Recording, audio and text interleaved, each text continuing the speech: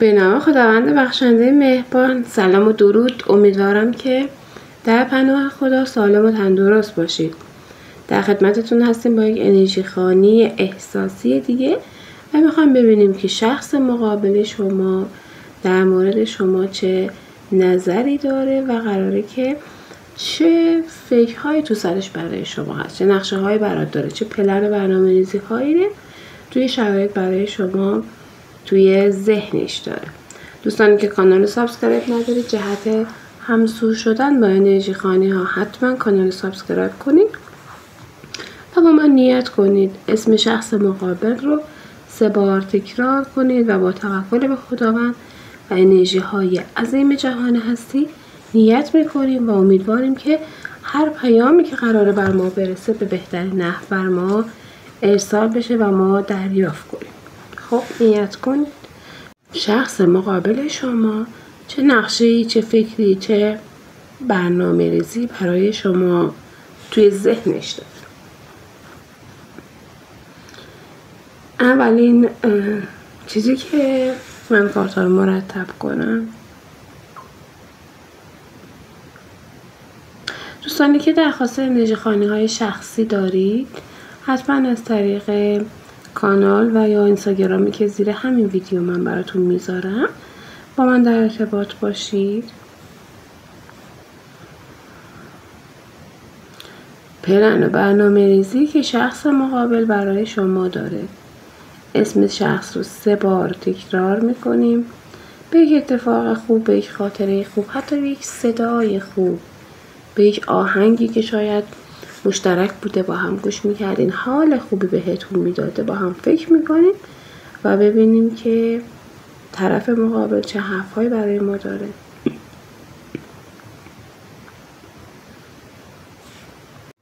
اولین چیزی که داره برای شخص نشون میده اینه که طرف انگار یه انرژی خوبی رو داره نشون میده و با یک نیت انگاری خوب خالص، یه نیتی که شیله پیله توش نباشه به قول معروف،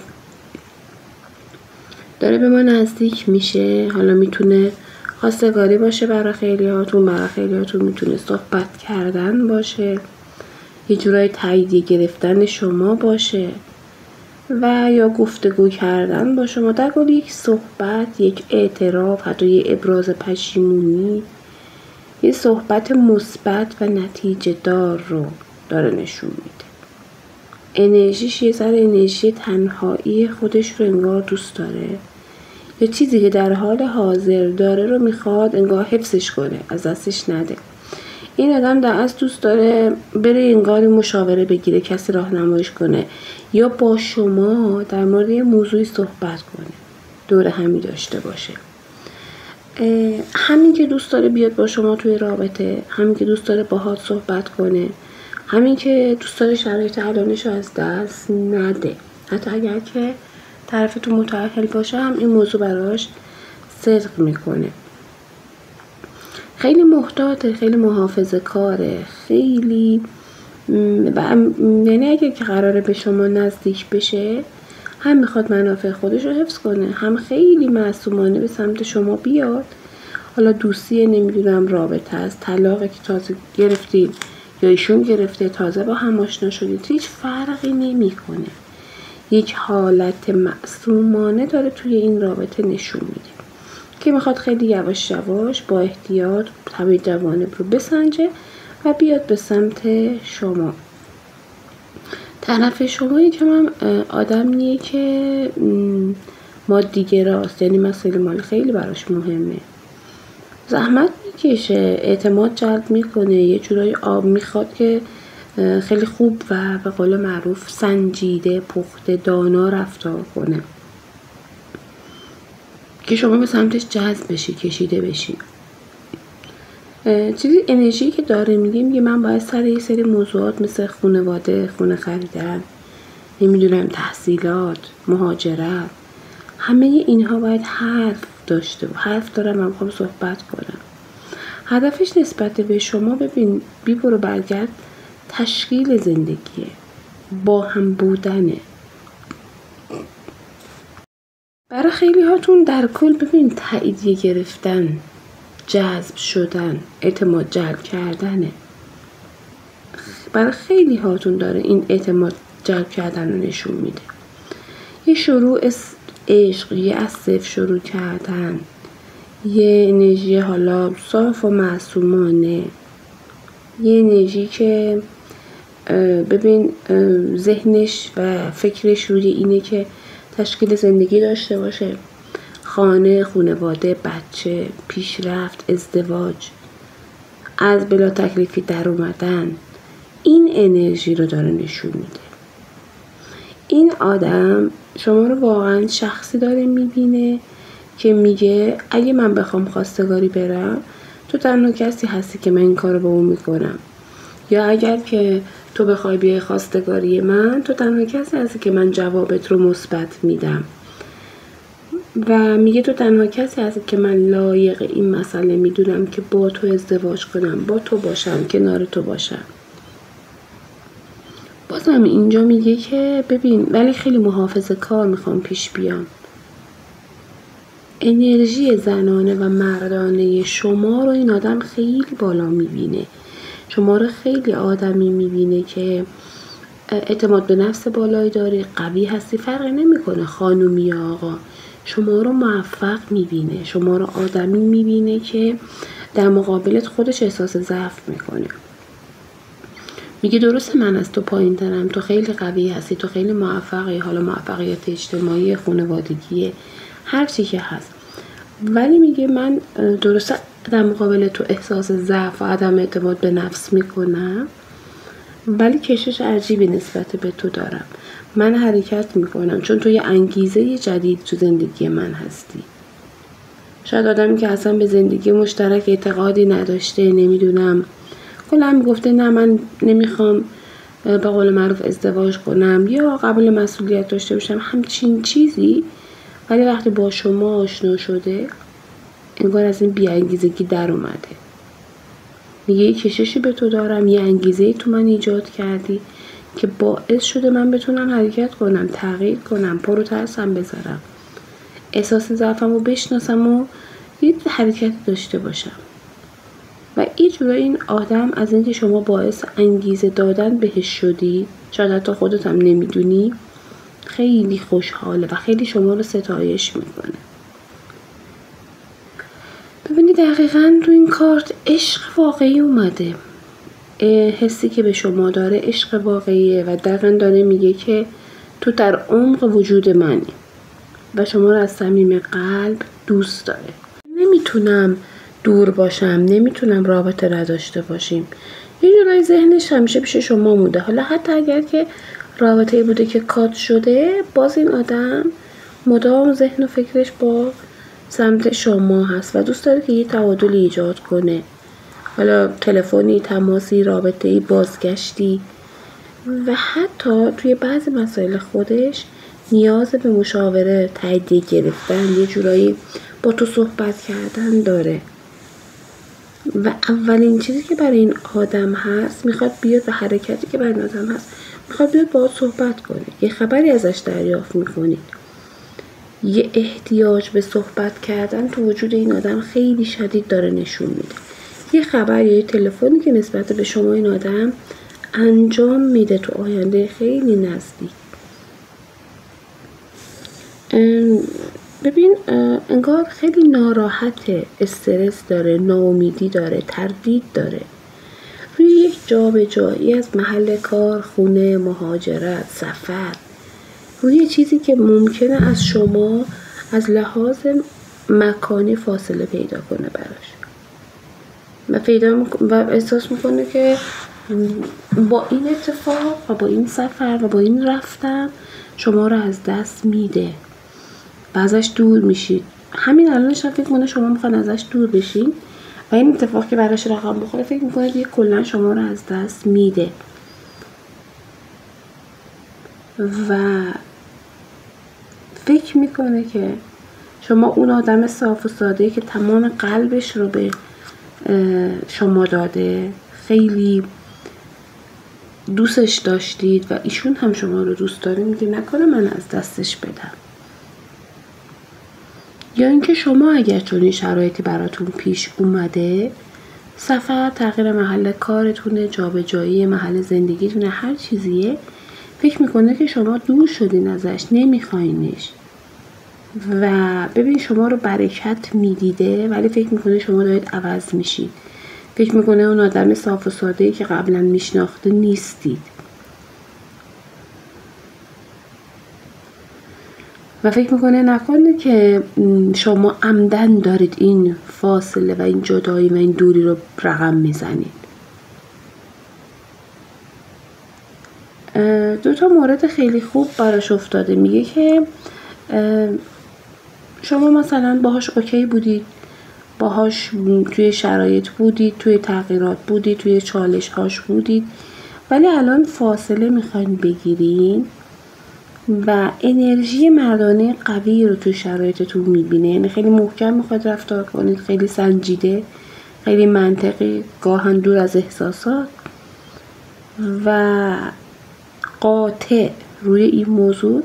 خیلی داره میترسه، خیلی نگرانه و روی قدرتمندی شما داره برای این آدم خیلی ترس افتاده. فکر میکنه شما خیلی خودخواه شدید و خواه ناخواه فکر میکنه که عمدن شما دارید این تغییر رو به وجود میارید اگر خودتون توی مسیر دور شدن و جابجایی برای این آدم هستید. انگار توی خودش یه ضعف و ناتوانی میبینه و یه ضعفی که نمیتونه و جسارت نداره که بین موضوع رو جمعش کنه. خب و توی این شرایط شخصی که توی ذهن شما هست درسته پیام بازگشت اومدن ازش هست ولی خیلی نگرانه. احساس میکنه شما مثل ماهی از دستش لیز میخوری میری. احساس میکنه شما کلن پوچ میشی براش، از دستش میری. این آدم منتظر زمانبندی خداوند و کائنات هست که یه جورایی شرایط رو روی موضوع که الان فاصله افتاده، کات شده، سردی شده، چالش هست، مخالفت خانوادگی، هر اتفاقی که هست، انگار همه چیز رو رها کرده و فقط سپرده به خداوند. همونطور که اول هم گفتیم خیلی دلش میخواد تو شرایط با شما باشه، خیلی احساس و عشقی که با شما داره براش ارزشمنده، ولی از طرفی هم خودش انگار تنبلی میکنه، انگار جسارت نداره، نشسته و اون موقعیت الان خودش رو نمیخواد از دست بده. هر دو خیلی خوش اشتها، منفعت طلبانه داره رفتار میکنه، داره با مواقعیت ها رو برو میشه و یه جورایی انرژی مردانه این شخص ضعیفه، مردد، تردید داره، کم کاری میکنه.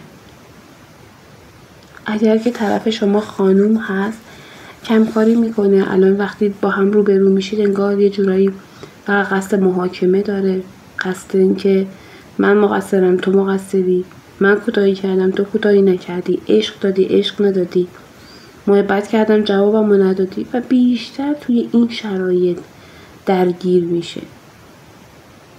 شخصی که تو ذهن شما هست تماسی از روی احساس و عشق و علاقه با شما خواهد گرفت و ببین بهت میخواد بگه که من میخوام تلاش کنم برای این سختی ها، تلاش کنم برای این وضعیتی که الان توش هستیم، هر موردی که هست، حتی اگر دور شدید، کات شدید،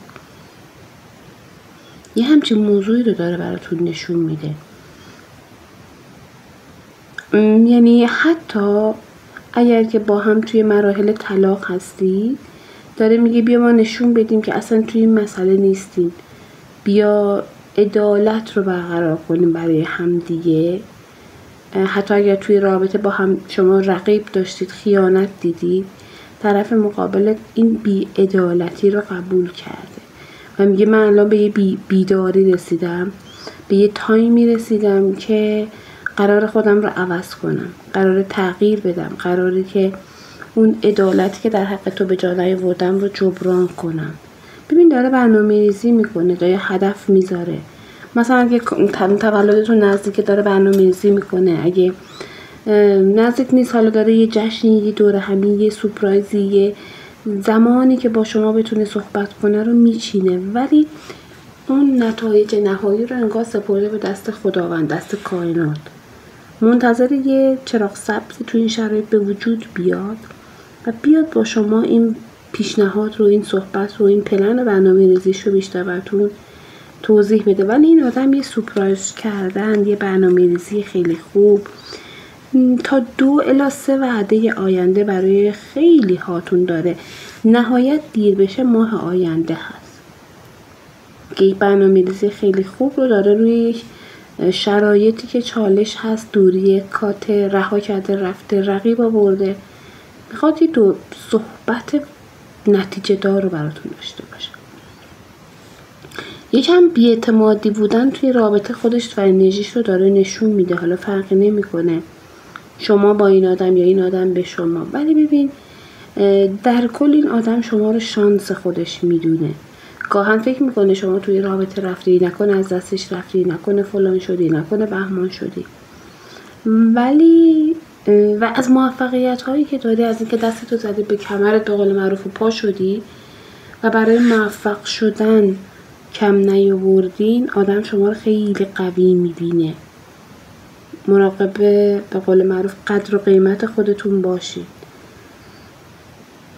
این برای یک سری هاتون هم ببینید کارما رو داره نشون میده. حالا شما رو به هم نزدیک کرده. برای یه سری هاتون هم میتونم بگم طی یک مراحلی شما به هم نزدیک شدید، دور شدید و یک کارما توی شرایطتون بوده که الان انگار داره پاس میشه و تموم میشه.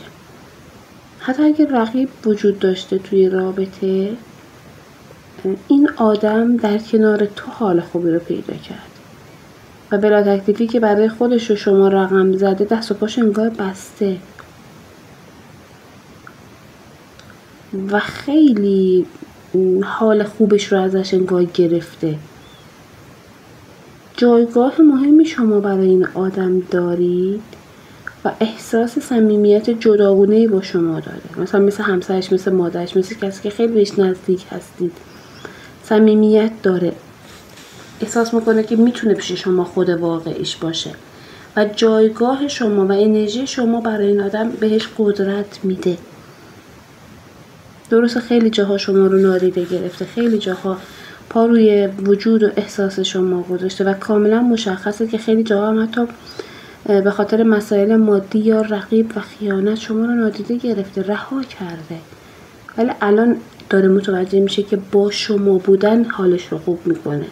حتی اگر رقیب داشتی، با اون فقط یک رابطه به قول معروف متعادل نه، رابطه معمولی رو داره پشت سر میذاره.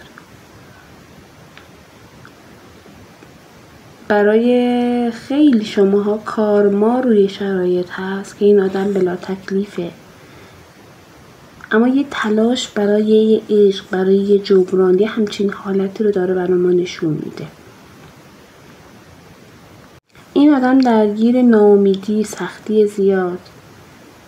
حالا آدمی که رفته ولی قراره برگرده، انرژی فعال شدن، جهش، کسی که انگار خیلی سرکش بوده، خیلی جسور بوده، ولی الان قراره که خیلی در مقابل شما انگار ضعیفه. خواسته‌ای که شما دارید، حتی اگر خودت خواسته‌ای داری، ناامید هستی، نسبت به بازگشتش فکر میکنی بر نمیگرده، مطمئن باشید این شخص قراره که حاجت روایی برای شما داشته باشه. زودتر به سمت شما حرکت میکنه. اگر که یک سری مدیتیشن یا انرژی خوانی ها یا مراقبه هایی داشته باشید و رفع بستگی ها رو داشته باشید، ببینید خیلی جالب داره براتون نشون میده که این آدم انگار شما یه طرف خیابون ایستاده، این طرف اون طرف خیابون ایستاده و شما قراره که به همدیگه نزدیک بشید و این تو مسیر تقدیری شما هست، به سمتتون حرکت میکنه. انگار یه خیلی راه کوچیکی دیگه مونده که بیاد و براتون توضیح بده، صحبت کنه، نمیدونم، یه انگیزه جدید، یه فصل جدید، یه اتفاق جدید رو برای شما رقم بزنه. این آدم بازگشت داره به سمت شما، این آدم اومدن داره.